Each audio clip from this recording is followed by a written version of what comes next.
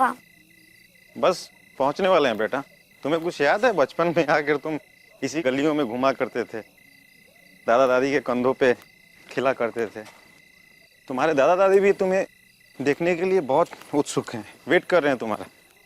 वैसे यहाँ कोई है क्यों नहीं? बेटा शहर में लोग लेट सोते हैं और गांव में खा पी कर जल्दी सो जाते हैं।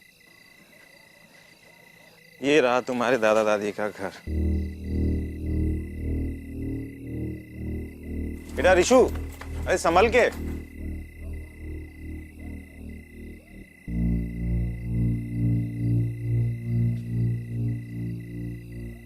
दादा! बेटा दादी! रिशु, बेटा अरे रुको तो सही, लाइट तो जलाने दो।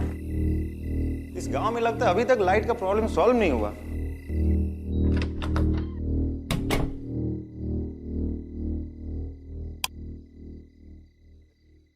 नमस्ते मम्मी पापा। आप लोगों ने तो मुझे डरा ही दिया था। कैसे हैं आप लोग? और सुबह से आप लोगों का फोन लगा रहा था, क्यों नहीं उठा रहे हो? मुझसे नाराज हो क्या? क्या हुआ? आप लोग कुछ बोल क्यों नहीं रहे हो? आप लोग से मिलने रिशु भी आया है। पापा!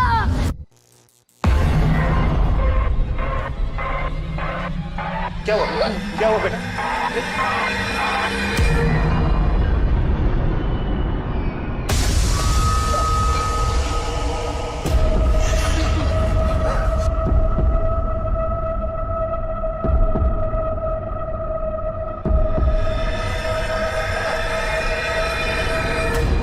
पापा!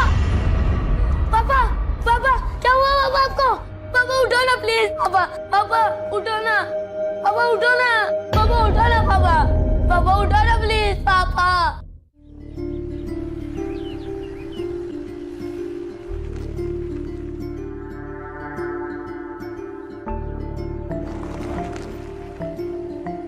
एएसपी आदिति शर्मा। अच्छा बताओ, ऐसी कोई किताब बनी है जिससे तुम्हें जाना जा सके? क्यों? ऐसा क्यों बोल रहे हो? नहीं, कभी कभी हीरो की तरह गुंडों से लड़ पड़ती हो। सारे भूत प्रेत दोस्त थे तुम्हारे। अपने डैड का फोन आते ही बच्चों की तरह उछल पड़ती हो।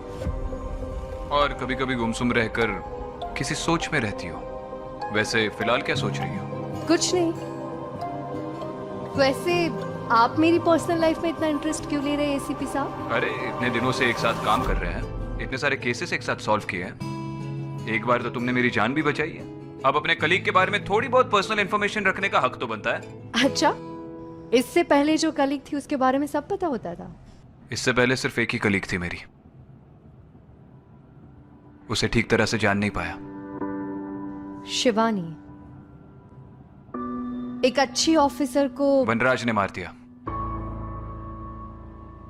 और मैं कुछ नहीं कर सका। विक्रांत, खुद को दोष देना बंद करो। जो भी हुआ उसमें तुम्हारी कोई गलती नहीं थी। वनराज खुलेआम घूम रहा है, उससे बड़ी क्या गलती हो सकती है? विक्रांत, मुझे खुद से ज्यादा तुम पर भरोसा है कि तुम वनराज को ढूंढ ही लोगे।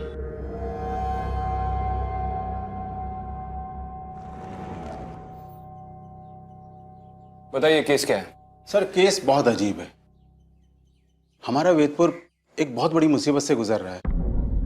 कैसी मुसीबत? प्रिया, बच्चे को लेकर आओ। बैठो बेटा। सर, मैं तो आपको सिर्फ उतना ही बताऊं जितना मैंने सुना है। ये रिशु है। बेटा, सर को बताओ आपने क्या देखा था?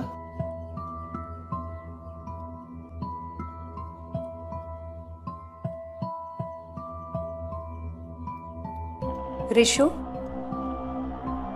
तुम्हें हमसे डरने की जरूरत नहीं है। हम यहाँ पे तुम्हारी मदद के लिए आए हैं। बताओ क्या देखा था तुमने? पापा, पापा को मार दिया। अदिति, ये इस वक्त बहुत शौक में है। इस वक्त इससे बात करना मुनासिब नहीं है। कांस्टेबल, लेकर जाओ। जाओ बेटा। आप ही बता दीजिए, आपने क्या सुना है? सर, ये सुबह हमें पुलिस स्टेशन के बाहर मिला था। इसके पापा और इसके दादा दादी की डेथ बॉडीज घर से मिली थी। आपने आसपास के लोगों से पूछताछ की थी? जी मैम, हमने बात की थी। वो लोग भी वही बात कर रहे थे जो पूरा वेदपुर कर रहा है। क्या? एक ये रात को यहाँ पर रोने की आवाजें आती हैं और सर वो आवाजें पूरे वेदपुर को अपनी चपेट में ले रही हैं। रोने की आवाजें कहाँ से आती है? हर जगह से सर। विक्रांत, आई थिंक हमें ऋषु के दादा दादी के घर जाके एक बार देखना चाहिए। ठीक है, इसके घर का एड्रेस दे दीजिए।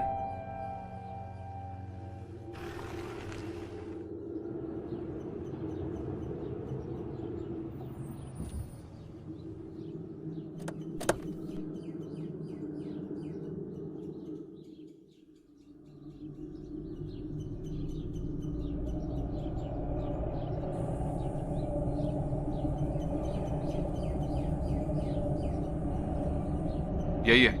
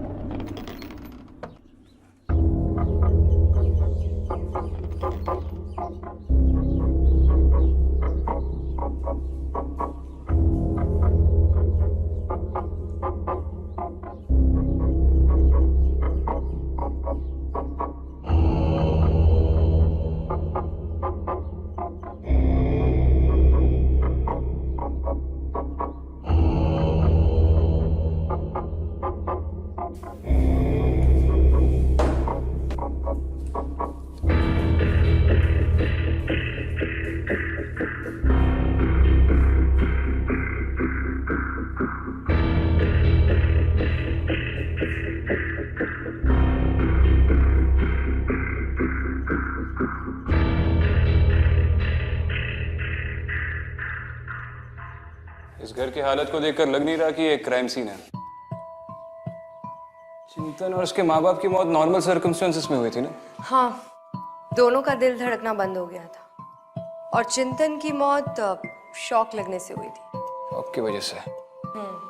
इस घर में ऐसा कुछ तो जरूर हुआ होगा जिसकी वजह से उसे शॉक लगा होगा। कहीं अपने माँ बाप की डेड बॉडीज देखकर तो वो शॉक में नहीं चला गया? हो सकता है। विक्रांत, मुझे लगता है कि मुझे एक बार वैद्य जी से मिलना चाहिए। पिछली बार भी उन्होंने मेरी मदद की थी, इस बार भी वो हमारी मदद जरूर करेंगे। ठीक।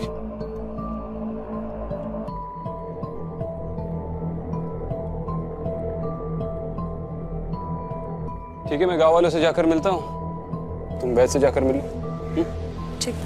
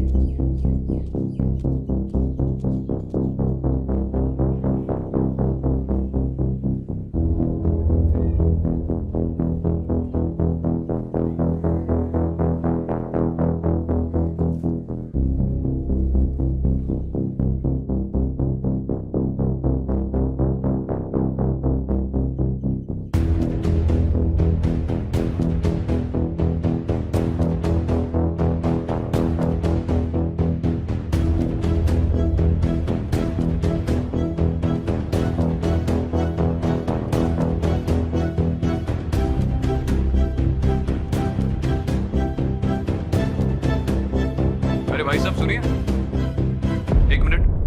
जी बोलिए। मैं विक्रांत सिंघल, मुंबई पुलिस एसीपी। आपसे चिंतन के बारे में थोड़ी बात करनी है। जी बताइए। आप जानते हैं चिंतन को? उस रात को उसके परिवार के साथ क्या हुआ था? आपने कुछ देखा या सुना? जी नहीं, हमें कुछ नहीं पता। आपको हर रात को यहाँ किसी के रोने की आवाजें आती है? केवल मुझे ही नहीं बल्कि पूरे गांव को ये आवाजें सुनाई देती हैं। कब से शुरू हुआ ये सब, ये आवाजें? पिछले कुछ दिनों से सर। लोग डर के मारे रात को अपने अपने घरों में छिप जाते हैं। वो तो दिख रहा है। ये चिंतन के माँ बाप क्या करते थे? मंदिर के बाहर उनकी एक दुकान थी। इस पूरे गांव के लोग मंदिर के आसपास ही काम करते हैं। बहुत ही पवित्र जगह है ये सर, लेकिन अब लगता है जैसे जैसे किसी शैतान का साया पड़ गया हो यहाँ पे। आप चिंतन के परिवार को अच्छी तरह से जानते हैं। जी। एक छोटी सी मदद कर सकते हैं उसके परिवार की? कुछ भी। चिंतन का बेटा है रिशु, बहुत डरा हुआ है। ऐसी हालत में उसका पुलिस चौकी पे रहना मुनासिब नहीं है। आपके घर में रहेगा तो परिवार की तरह महसूस करेगा। और हम तो है ही, आपको किसी भी चीज की जरूरत पड़ेगी तो बेशक कॉल कर सकते हैं। जी ठीक है। शुक्रिया। मैं रात को रिशु को लेकर आऊंगा। वैद्य जी,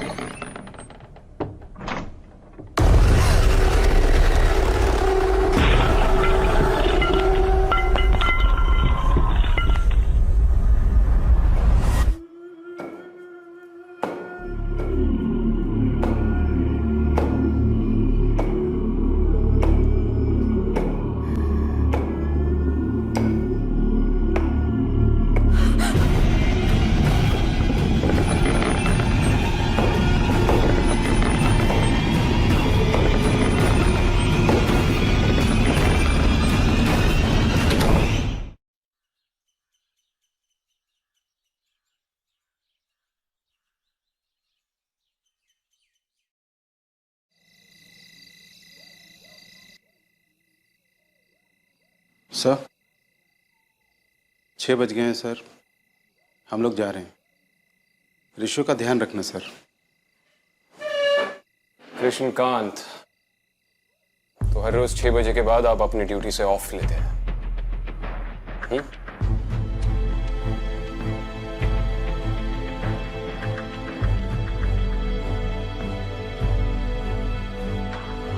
ड्यूटी ज्वाइन करने से पहले आप सबने एक शपथ ली थी कि ये देश, इसके सारे लोग हमारा परिवार है और किसी भी हालत में हम अपने परिवार की रक्षा करेंगे, याद है? और जब वेदपुर को आपकी सबसे ज्यादा जरूरत है तो आप भीगी बिल्ली की तरह 6 बजे के बाद अपने घर में घुसकर छुप रहे। 9 से 6 की ड्यूटी करनी थी तो कोई और ड्यूटी कर लेते, पुलिस में क्यों भर्ती हुए?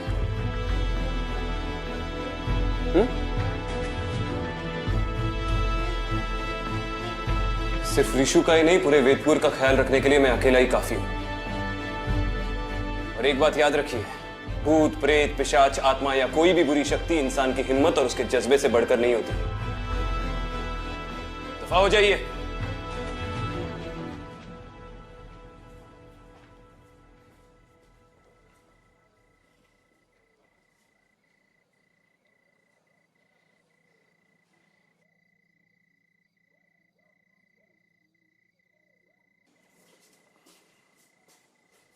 रिशु, रिशु, चलो उठो। तुम्हें तनुज अंकल के घर पे छोड़ देते हैं। नहीं, मुझे वहां जाने से डर लगता है। मुझे वहां नहीं जाना। डर लगता है?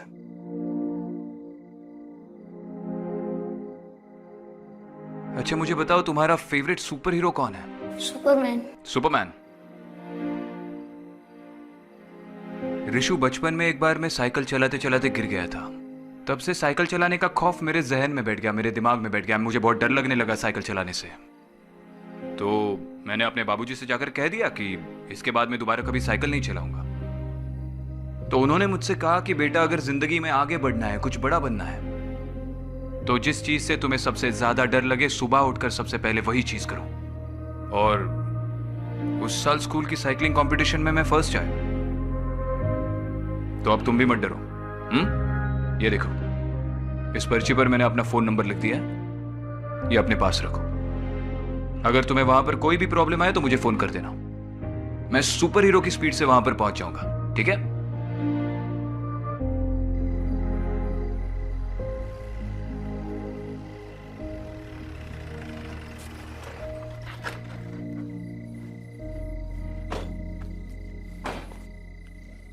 और इशू ख्याल रखना, बच्चा बहुत डरा हुआ है। घर में अगर हंसी मजाक का माहौल रख पाओ तो इसके लिए अच्छा होगा। आप परेशान मत होइए सर, मैं ऋषु का अच्छे से ख्याल रखूंगा, आपको शिकायत का मौका नहीं दूंगा। धन्यवाद, चलो मिलते हैं।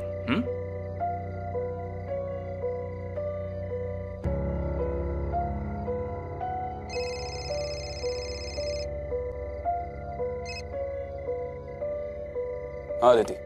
कहाँ हो विक्रांत? ये ऋषि को छोड़ने आया था, बस निकल ही रहा हूँ, मिलते हैं।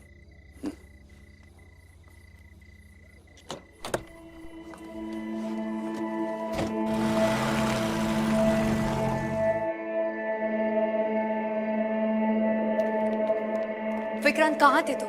कब से कॉल कर रही थी, तुम्हें फोन क्यों नहीं उठा रहे? अरे मैंने तुमसे कहा था ना, मैं ऋषु को तनुज के घर पे छोड़ने गया था। हाँ पर एक फोन तो कर सकते थे। कहाँ हो, क्या कर रहे हो, कुछ अता पता ही नहीं तुम्हारा। अब मैं क्या करूँ, मुझे ड्यूटी करते समय फोन पे बात करने की आदत नहीं है। हाँ तो अब आदत डाल लो। मतलब कुछ नहीं। वैद्य जी ने क्या कहा? वो भी अब यहाँ शायद नहीं है। उनके आश्रम में भी बुरी शक्तियों का साया है। जब मैं उनके आश्रम में गई तो एक बुरी आत्मा ने मुझ पर अटैक किया। विक्रांत, हमने जितना सोचा था उससे कई ज्यादा खतरा है यहाँ पे। ऐसा लग रहा है जैसे अचानक से सारी बुरी शक्तियां वैदपुर में आ गई हो।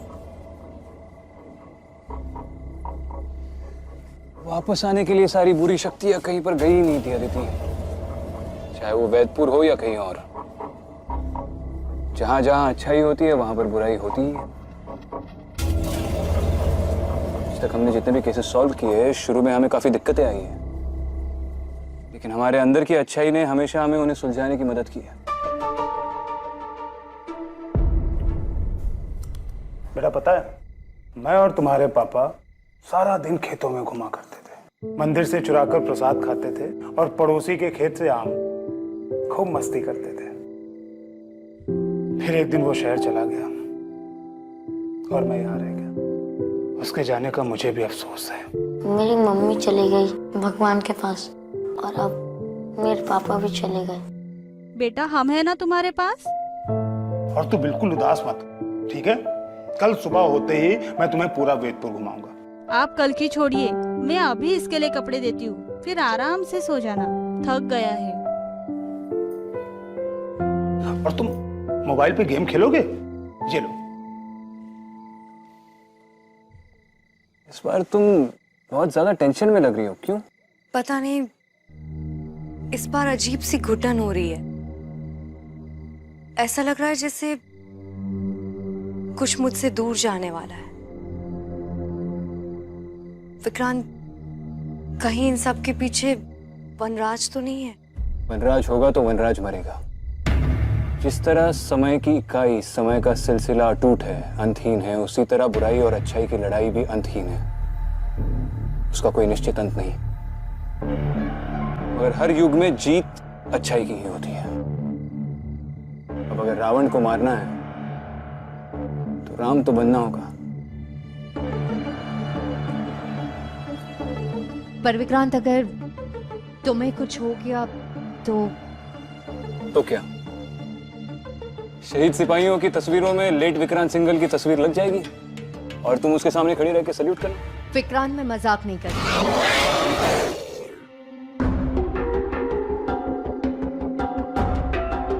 लगता है अब जाने का वक्त आ गया है। मतलब तुम उस तरफ जाओ, मैं यहाँ पर देखता हूँ। विक्रांत, अपना ध्यान रखना। तुम भी।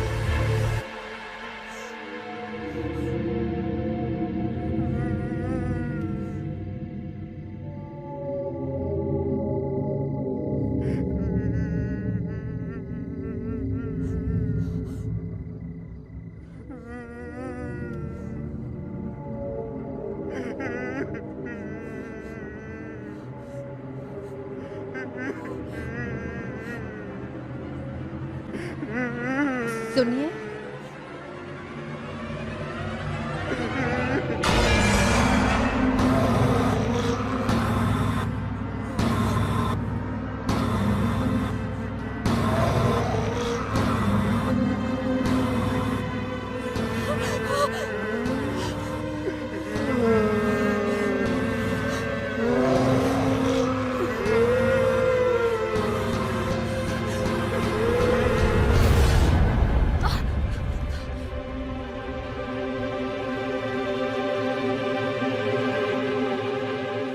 जी आप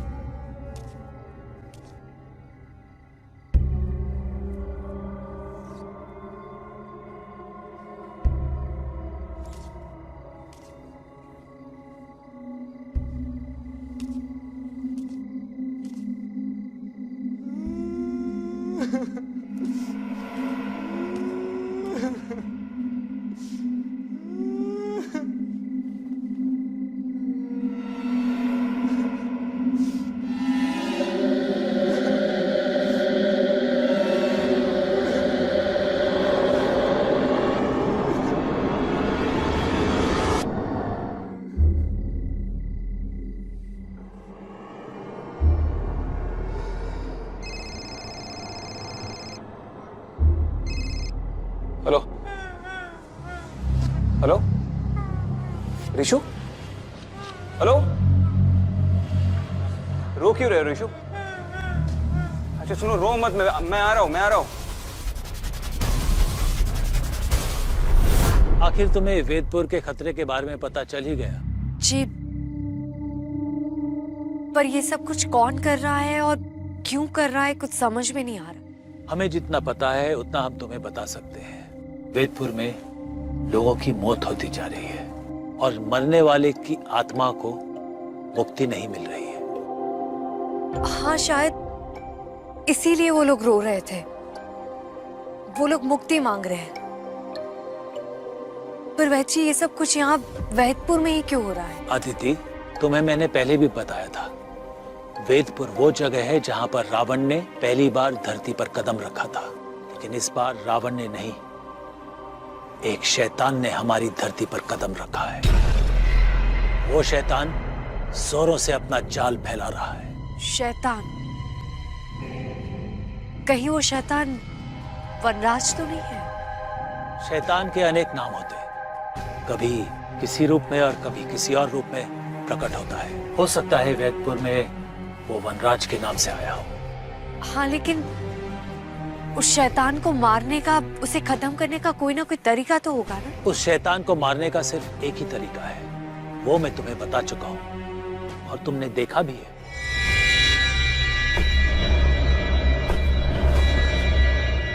वो 4 निशान। पर वैची, वो 4 निशान से वनराज को मारना? अदिति, मैंने तुम्हें बताया था ना, 4 नहीं 5। पुराने ग्रंथों में भी लिखा है और भूतकाल के शास्त्रों में भी यही लिखा है। मैंने पढ़ा है और हर एक निशान का अपना मतलब होता है। पहले निशान का प्रतीक शक्ति है, दूसरे निशान का प्रतीक ऊर्जा, तीसरे का प्रतीक है बुद्धि, चौथे का प्रतीक है सर्वश्रेष्ठ और आखिरी निशान इस ब्रह्मांड का प्रतीक है। वो कहां पर है और कैसा दिखता है ये हम नहीं जानते। पर वैची, अगर 4 निशान मिल गए हैं तो 5वां भी कहीं ना कहीं होगा। उसे ढूंढने का कोई तरीका होगा, कुछ तो। हमें इसके बारे में ज्यादा तो नहीं पता है, लेकिन हाँ हमने पढ़ा है कि जब भी अच्छाई और बुराई का युद्ध होगा, वो प्रतीक वहां अपने आप प्रकट हो जाएगा। ऋषु, ऋषु, तनुज, तनुज,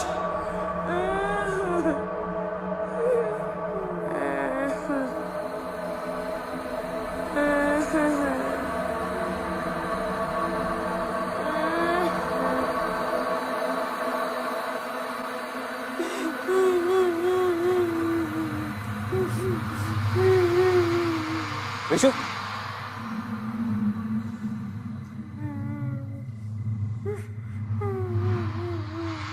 आप तनुज,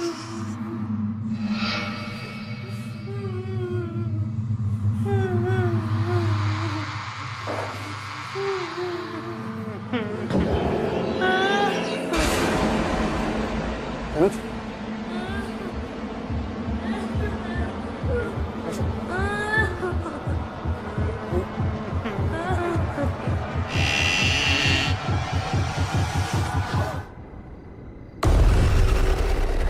राज,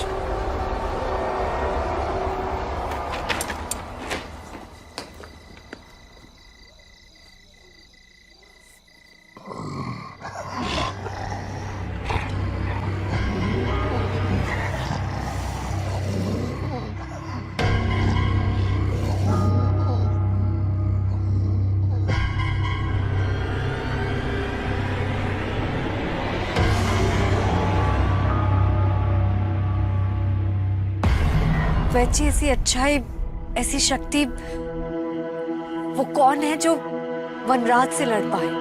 वनराज से लड़ाई बहुत पुरानी है अदिति। सबसे पहले उससे लड़ने आया था सिद्धांत। सिद्धांत जोगलेकर, शिवानी का भाई। सबसे पहला निशान हमने उन्हीं की डायरी में देखा था। उसके बाद आई शिवानी, उसके बाद आई तुम और वो विष कन्या अनन्या। और मुझे पता नहीं कि तुम ये बात जानती हो कि नहीं, तुम, सिद्धांत, उसकी बहन शिवानी और वो विष कन्या अनन्या एक ही अनाथ आश्रम से हो। रामेश्वर शिशु मंदिर।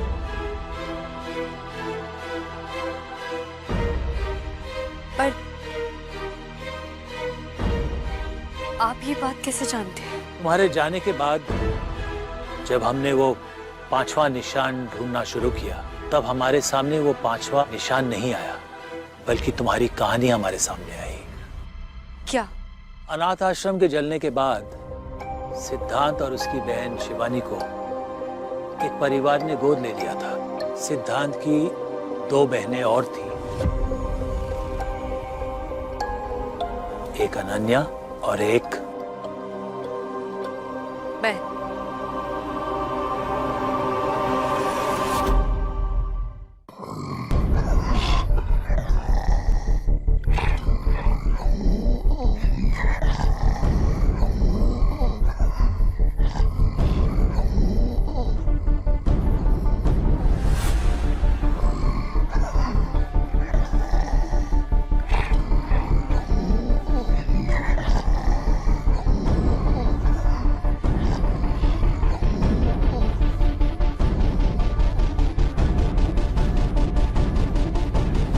लेकिन तुम सब वनराज को मारने के लिए नहीं, बल्कि वनराज को मारने वाले की सुरक्षा के लिए यहाँ आए हो।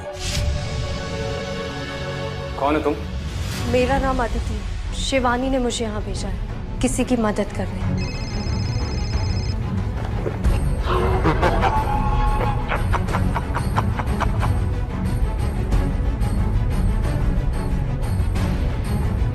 अब अगर रावण को मारना है तो राम तो बनना होगा। मतलब वनराज को कोई खत्म कर सकता है तो वो है विक्रांत।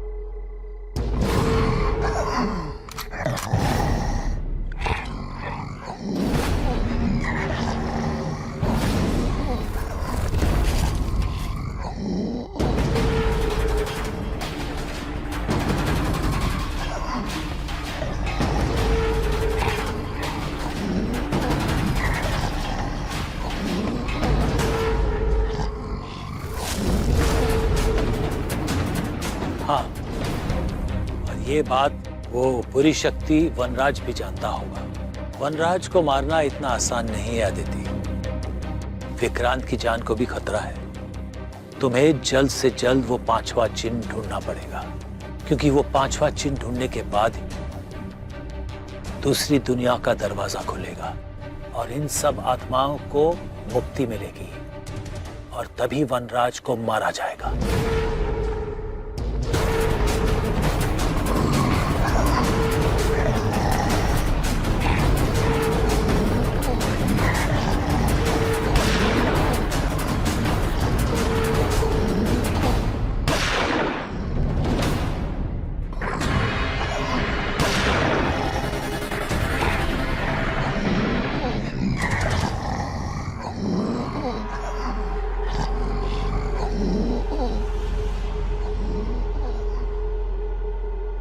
लेकिन वैद जी, मैं वो 5वां चिन्ह कैसे ढूंढूंगी? कहाँ मिलेगा वो मुझे? कोई तो तरीका होगा उसे ढूंढने का।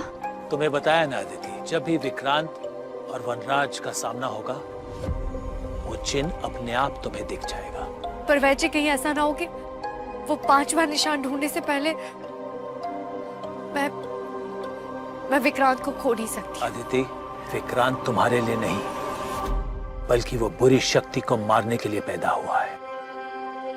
वनराज वैसे भी बहुत शक्तिशाली हो गया है और वो सारी दुनिया को वेदपुर के जैसे ही खत्म करना चाहता है।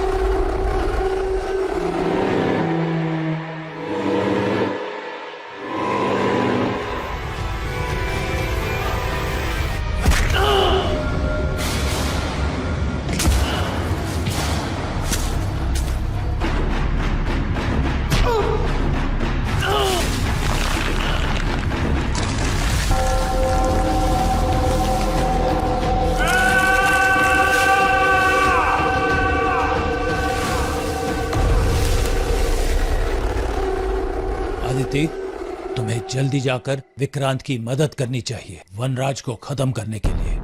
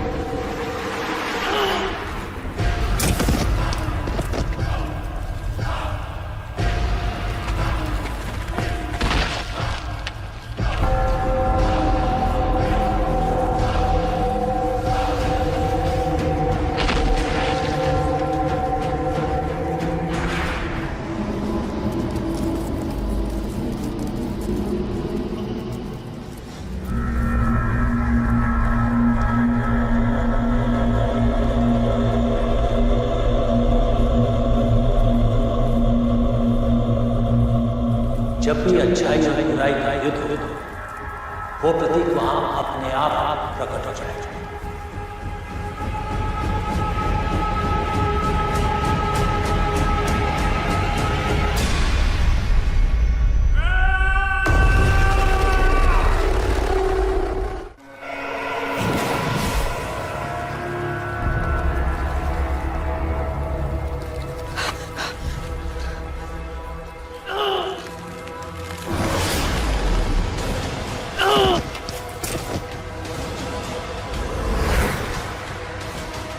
निशान प्रकट हो गए, तो पांचवा निशान भी यहीं कहीं होना चाहिए।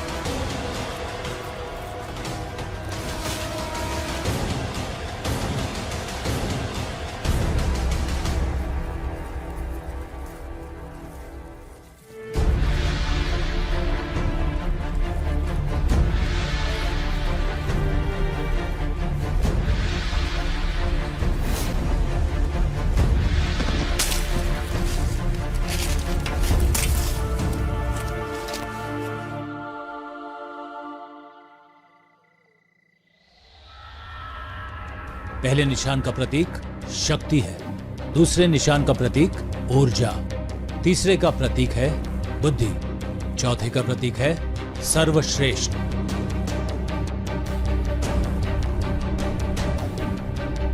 और आखिरी निशान इस ब्रह्मांड का प्रतीक है।